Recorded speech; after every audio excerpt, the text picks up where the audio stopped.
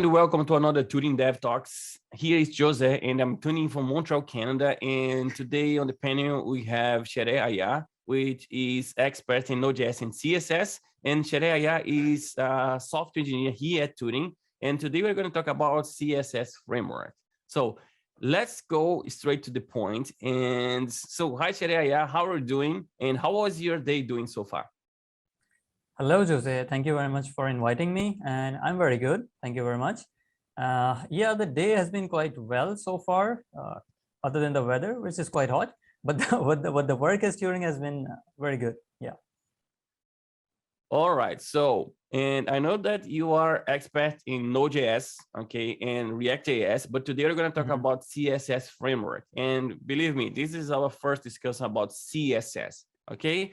Right. And I'm all ears, and I'd like to know what kind of framework we are going to be talking today. Okay, so today we are going to talk about Tailwind CSS, which is actually quite new framework in the market as compared to all the other frameworks like Bootstrap and Material and all the other ones. Tailwind CSS is pretty new, but it has gone skyrocketed. Its growth has gone skyrocketed in the last couple of years, mainly in the last year. Yeah, so we are going to talk about that. It's quite hot in the market right now. Yeah. All right, great. That's great. So, let's go, let's start our discussion, okay? Okay, all right. So what could you tell us about Tailwind CSS? Okay, Tailwind CSS is actually a utility-based CSS framework, just like all the other frameworks out there in the market.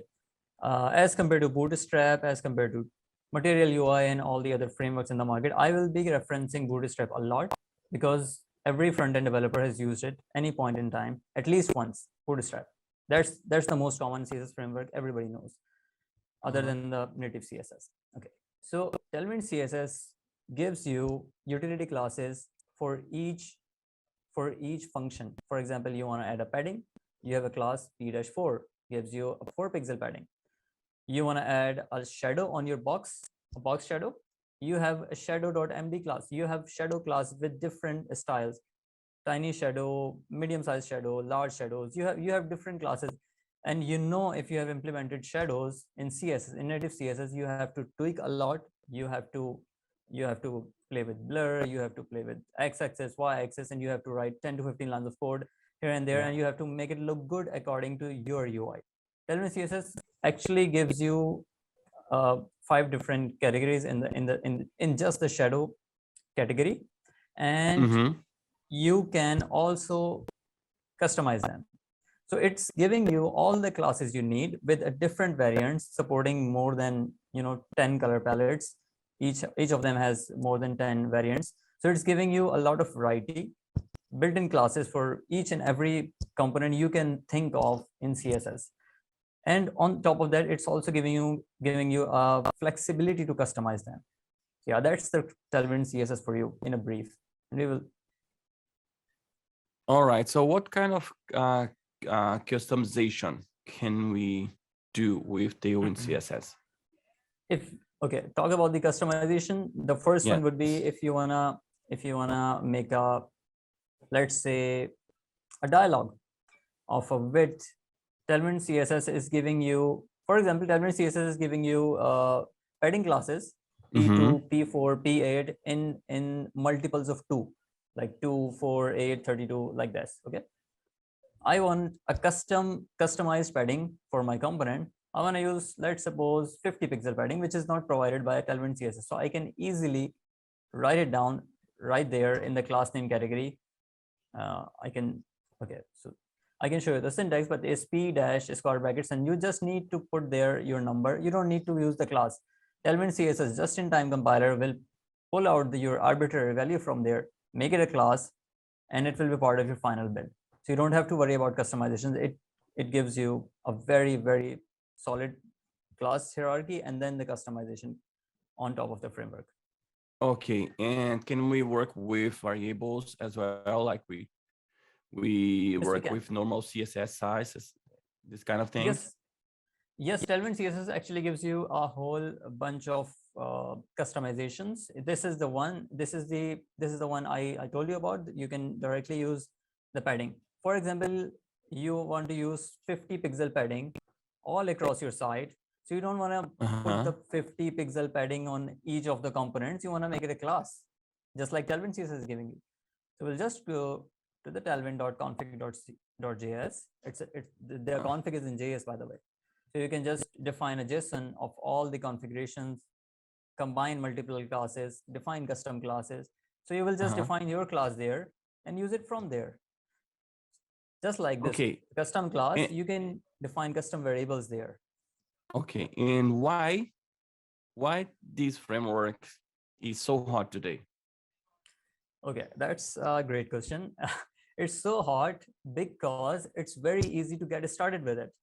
Okay, you don't have to install anything. You just for the play part, you just wanna you have an idea in your mind and you want to try it. Okay, how can I do this in Tailwind CSS? You will just fire up your browser and go to the play.tailwindcss.com, and that's it. Play.tailwindcss.com will give you a full-fledged editor of Tailwind CSS alongside how the preview looks there, just like the code pen. But the code pen actually gives you JavaScript, CSS, and all those things, and you have to combine them, and you have to. But the play.tailwindcss is actually built for Tailwind. There is intelligence for each of the classes Tailwind provides you. So it's very easy to get started. One of the things is that. The second is, I suppose, that comparison to Bootstrap and all the other frameworks, Tailwind does not give you a fixed design or theme which you will get stuck with.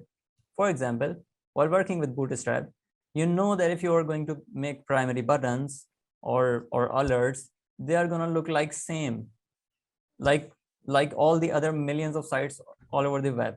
They will look like the same. You cannot make much of the customization there. But in Tailwind CSS, you can create your own design system using the config file very easily. This is the second part. The third part comes there. If you don't have any designer, which is actually my part, why I adopted in my last team where I was working on. So why I adopted Tailwind CSS as a framework for our product. It was because we did not have any CSS expert on our team. Like by CSS expert, I mean who could write hundreds of thousands of lines of CSS, custom CSS code. There was no one in our team. We had experts in JavaScript and experts in So Tailwind CSS actually gave you a lot of flexibility to play around, and the combination of classes gives you a very good design without putting a lot of effort into that, and it also gives you consistency across the design. If you know what you do when you start a new project with custom CSS, what do you do? You create body 0, you create margin 0, you create all those classes you are going to use all over your project again and again. You create reusable classes. Why do you need to create them? Tailwind is giving you all these pre-built classes which will actually make your design consistent throughout all the components. So this was the third one, was the major starter for me, and it actually reduced all the work we had to do with the custom CSS. We just started using Tailwind CSS default design they are providing to us. We didn't have to do anything else. So the starting is very, very easy. Getting started is very easy. The design customizations are great, and it's very lightweight. You don't have to install any JavaScript. That's the main thing. That's a very important point. You don't have to install any kind of JavaScript in order to install Tailwind CSS. If you are using so you just need to install Tailwind CSS, right? Yeah, that's it. Just the Tailwind CSS, and on the build time, it will create a custom classes for you, whatever you have used. It has thousands of classes, but if you have used only 100 from them, it will generate a final file, production build file with only those 100. Okay. So coming back to my earlier point, there is no JavaScript involved. If you wanna make it work, you wanna click on a button and do something, open a modal, add an animation, you have to do it yourself. So that's something a developer can do, a React expert can do, but they are not giving you their ready-made components like Bootstrap giving you, like Material UI giving you. So you can do whatever you want in terms of functionality. There is no overhead of JavaScript downloading in your site. There is only CSS. Okay. Quick question. So you said they have no JavaScript, right? It's pure CSS, right? Yes. So let's suppose you get into the homepage, and then you mentioned before you have 100 of classes, but at the homepage you use only 10 classes. Okay, so do we have a CSS file for the homepage, like for the first screen, the component you see on the page, or you have just one CSS file? Okay, we have just one CSS file. All right. So Jose, when you will open the home page, a lot of the CSS you are going to use, for example, 60 to 70% CSS will be like paddings and margins and all the shadows and the spacing. These CSS classes you will be using on all other pages of your website as well. So this is the common factor. The 60 to 70% code will be similar to all the other pages, right? When you open the home page, it will download the final file containing all the CSS you have used in your website. My point was referring to that if the Bootstrap or the Tailwind, if the Bootstrap has a size of, let's suppose, 10 KB, okay, 10 kilobytes, it brings you 1000 classes. If you are using only one from the 1000 classes, you still need to download 1000 classes, right? Yes. It's not the case with Tailwind CSS. Tailwind CSS does not download the full class when you load your page. It actually creates a CSS file according to your usage when you build your website. Okay, so it's not downloading something from the CDN on the runtime when you open the home page. It's your custom built CSS file, whatever. If you have used only one class, your CSS file will contain only one class. That's it. It will not contain other 900 classes from the Tailwind CSS. So it's not downloading something from CDN. Okay, I got your point. So the framework will not build in, right? So if you use just a P for a padding, so you are going to embed into your website just one class, right? It's exactly what you're trying to say. Exactly. Yeah, okay. that's why the framework is not built in your the framework will not be part of your final production build. Not the entire framework, just that class, right? Yeah, just that class. What you need.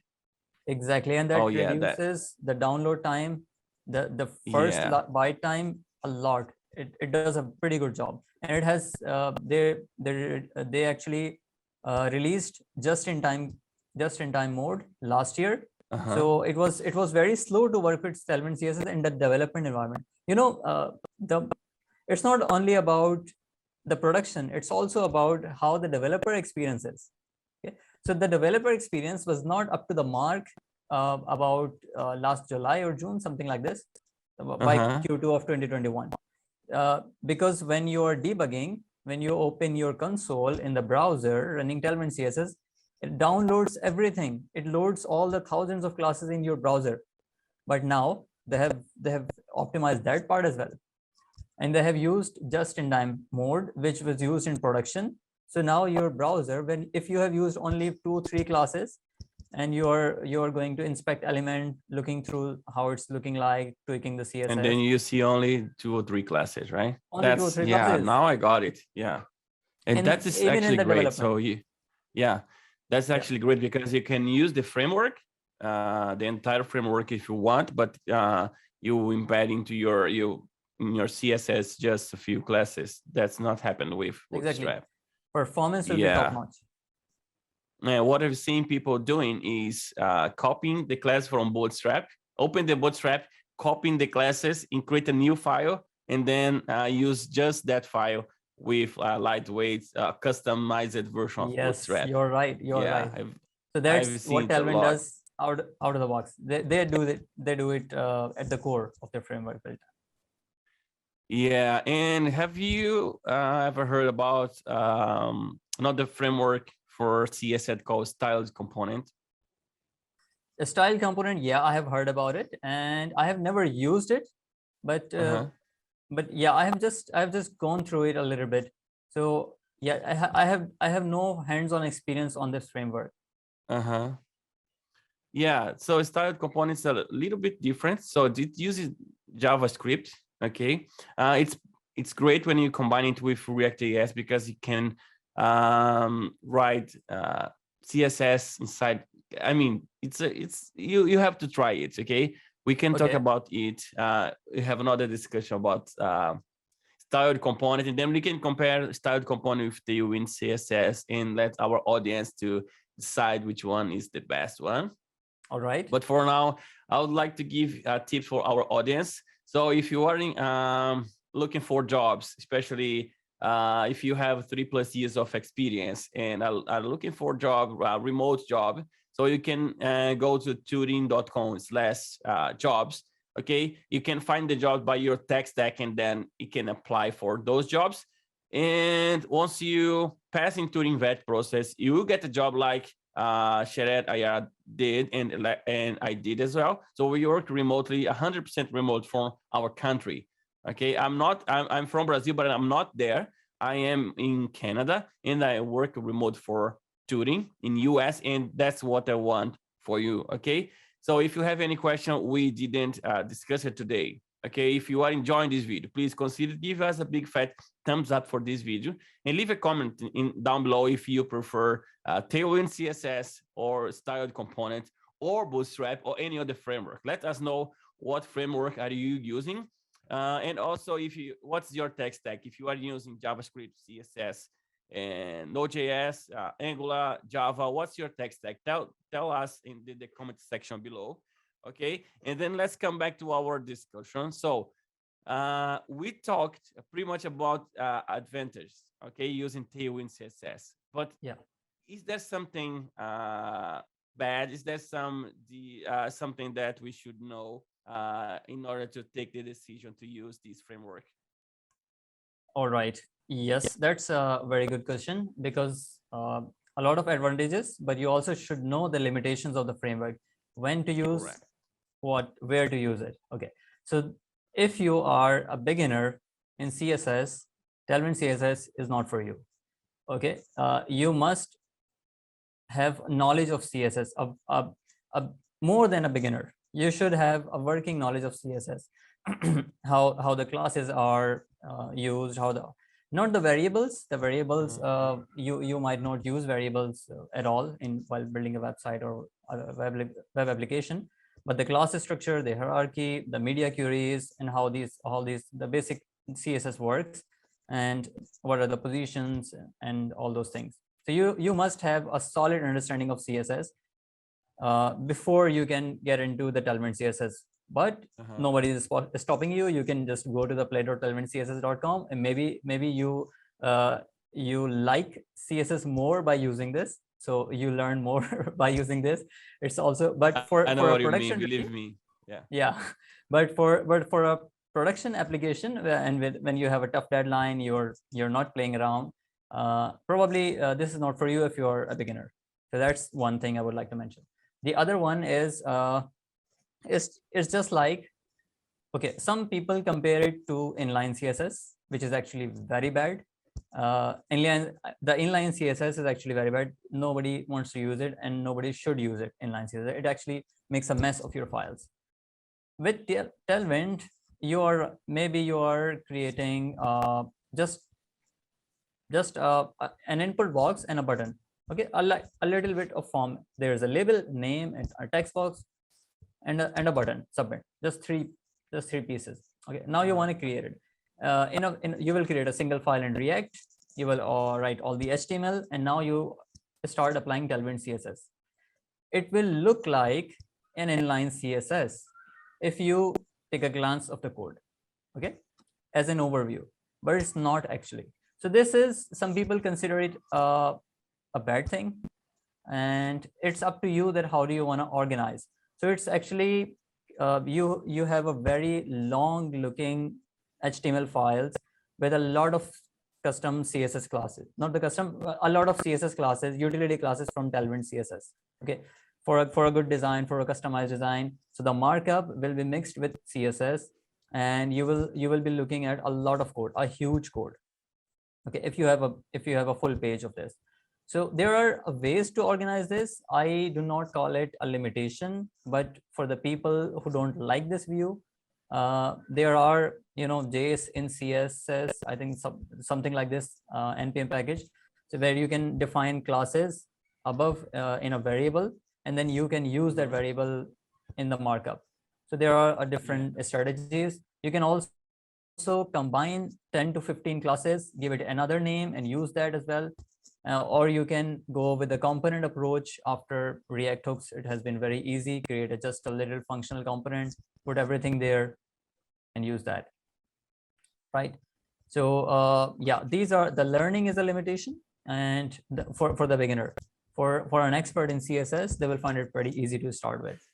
A large file with CSS can be something you don't like. So you should try it out, and you should look at how you can organize those files. So yeah, these are the ones. And one more thing, if you are looking for something you want to do very quick, something like a website or a web app, you want to do a prototype or an MVP, maybe Tailwind CSS is not for you, because it's for a bigger projects. More like, for the most part, it's for the bigger projects where you have to organize, and where you have 20, 30 developers working on the same project, and you want to make the code consistent, maintainable, and everything organized. So Tailwind CSS allows you to do that. If you're a single person and you have a very tough deadline, probably it's not for you.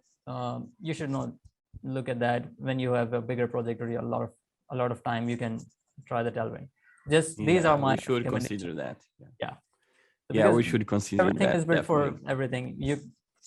You must know where to use what. Okay, and I've seen people using Tailwind version 2. Okay, but I know that recently they released the version 3, right? Yes. And I would like to hear from you, what's the major difference between version 2 and 3? And so if we update just updates to the version 3, they are compatible. Okay, so if you're starting, you're new, so it doesn't make any difference. You can just start with 3, and if you're using 2, so sorry, your question was about backward compatibility for between 2 and 3.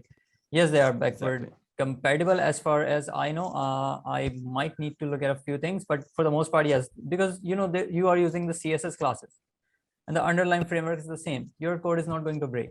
That's it. That's the same thing. And there are a few exceptions. Tailwind CSS in their earlier days, in the version 1 and 2, there were some things they did not make it part of the core framework. They thought that this should not be part of the core framework because it's serving a specific developer community or a specific niche. For example, you can create consistent looking forms with Tailwind CSS, but in order to do that, you need to install another package which is also by the Tailwind Labs, but it's maintained separately. So you don't have to add the overhead of that package if you are not using forms. If you are just using a simple website, banners and the testimonials and all these header and footer, you're not using input forms and buttons, you don't need that package. Input form actually consists of input boxes, email boxes, radio buttons, check boxes, date pickers, all these things. So Tailwind CSS and then there are a little bit more. There are line clamps. When you have a larger paragraphs, you can just use the plugin line clamp, and you can shrink it to 3 lines and place a dot there. You can. That's great. There are, yeah. So there is a plugin, but the plugin was separated from the core framework. In version 3, they combined those plugins into the core framework because a lot of people were using them. A lot of people were using them who were using the framework. So they had to maintain different components, different plugins on the NPM packages. So they actually combined them. So the major one was this. So if you were using those plugins, you have to make the transition. That's for the breaking change part. Other than that, what are the new things? The new things are they have introduced a lot of new color palettes. I'm not a designer, so I'm not actually quite sure how many colors are there they have introduced, but they have actually doubled the color palettes. I think there were some eight variants then. Now I think it's 16 plus. A lot of variants are there. Again, your production build will not be using all those if you have not used it in your product, in your project. So a lot of new colors. They have also introduced a multi-column layout, and they have also added, aspect ratio classes. So if you have a resizable windows and you are using a 16:9 aspect ratio, so you don't have to calculate aspect ratios. You don't need to use something like, okay, this is the height percentage, this is the width percentage, they need to collaborate. Just use aspect ratio property from Tailwind CSS and don't worry about anything else. Yeah, so these are the new things. There are a lot of detailed things, but we are just speaking and we are not showing, so it doesn't make any sense to talk about them. So, yeah, and one more thing we missed in the earlier discussion of the Tailwind CSS. You don't need to create hover classes separately from the main classes. Tailwind CSS, in inline, when you have defined class name, you can also define how it looks on the hover, how it looks on the active state, how it looks on the disabled state, and even how it looks on the dark mode. Dark mode is part of the Tailwind CSS. Yeah, you don't need to define any variables. You don't need to do anything. You just put black. Sorry, you just use the word dark and you define the design. If you are using dark mode in your system, the Tailwind CSS will only apply that dark mode. If you're using the lighter mode on your system, the Tailwind CSS will only apply the lighter mode classes. So it's all in one line with the differences of just a colon. Define a colon with separating the classes, and you're done. Yeah. This is like great. Yeah. It increases productivity, a lot as you don't have to deal with repetitive things like, every site need a dark mode right now. You don't have to worry about dark mode. Maybe you are going to introduce a lot more themes later on. When you have a bigger team, you can work on that. But for now, the light and dark mode, Tailwind is giving you right there. Yeah. All right. Thank you. And with this, we're going to wrap up our meeting today. Okay. So I just want to give tell you that you are a really smart guy. Okay, it's not our first conversation. Thank you. And you are a really smart guy. And so if they want to learn Tailwind CSS, where should they start? Okay, tailwindcss.com. The websites for that you recommend for them? Okay, I cannot recommend any other than their official website. These are the guys behind Tailwind. They are experts in CSS and they are experts in UI UX as well. So they have designed an amazing document site for them, for their website. Documentation documentation is actually top notch. You can search anything there. Search is powered by Algolia, and they have podcasts. They have a YouTube channel. The quality of the content is very high. You can just watch a 30-minute video and you won't feel like it's 30 minutes. The guy who is talking and explaining things, he is explaining it in a manner that you will just keep listening and learning in every second. So I would recommend that you just go to the Tailwind CSS, get it started from there. And then when you have to play around, you don't need to install it. You don't need to configure anything. You don't need to create any directory in your system. Just go to the play.tailwind.com and start developing there. They have a built-in template there. You can start tweaking that. And if you don't like that, remove it, start from scratch. Yeah. Okay. Thank you. Thank you for your tip today. And this was quite helpful. And I'm glad that I'm talking to you again today. And so with this, we have come to the end of this discussion. I just want to tell our audience again, so if you are looking for jobs, you can go to Turing.com/jobs, and then you can search for the jobs regarding your tech stack, apply for those jobs. So create your account at Turing if you don't have one. You have to go to the Turing vetting process, and once you clean that, so you're going to get a remote job as we did. And with this, we come to the end. And if you have any question that we didn't answer today, you always can come to support@turing.com and then raise your ticket there. Raise your message there. They will reply in the same day, or at least one day after. With this, we come to the end. So follow us on YouTube, Instagram, Facebook, LinkedIn, Twitter, and stay close. That I am pretty much sure that you get the job that you are looking for. Any final tips for us before we finish? I suggest that you start working with it, just exploring it rather than implementing it in a project. And for the Turing test, I would suggest that, okay, the Tailwind CSS is not the requirement in any of the jobs at Turing. So you just have to know about the CSS and the React and Node.js, all the full stack developers. So it's not the requirement, but it's for your own benefit. You will learn a lot, and you will feel that you have now become a power user of CSS. You don't need to worry about all the messy classes and media queries. So it will help your productivity only. Okay, with this, we come to the end. That's a wrap. Thank you, and I hope to see you again.